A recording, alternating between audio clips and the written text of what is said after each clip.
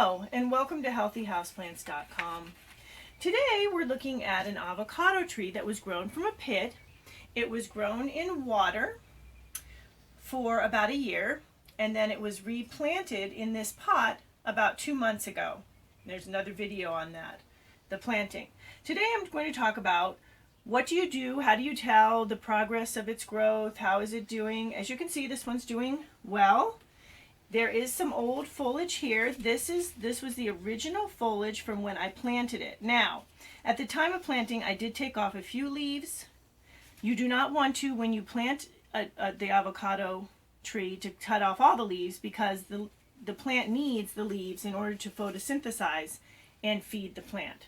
But now that we have some new, really pretty, nice new growth, it is time, and I'm going to cut off some of these old ones, make it look a lot nicer.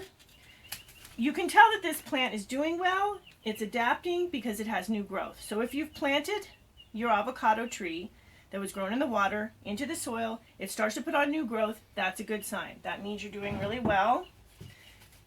And it's a good idea, not only because it looks good, but also looks better, but also because any foliage that is dying out will attract pests. Another thing to keep in mind, to keep watering it properly. So you want to water your avocado tree when this says that it's still a little moist. So it is not time to water it yet. Stick your finger in, still feels moist. Do not water it yet. When it gets closer to dry, very close to the dry mark, that's when you want to water it. And at that point, you would water it and you would totally soak the soil. Another thing to keep in mind is avocado trees do like moisture and humidity. So you would want to add a little bit of water to this humidity tray. You want the water to be below the marbles. You can use marbles, you can use gravel. I like marbles because they look cool. Keep it a little bit below, and what happens is the water will evaporate and it will humidify the plant a little bit. So keep it in that.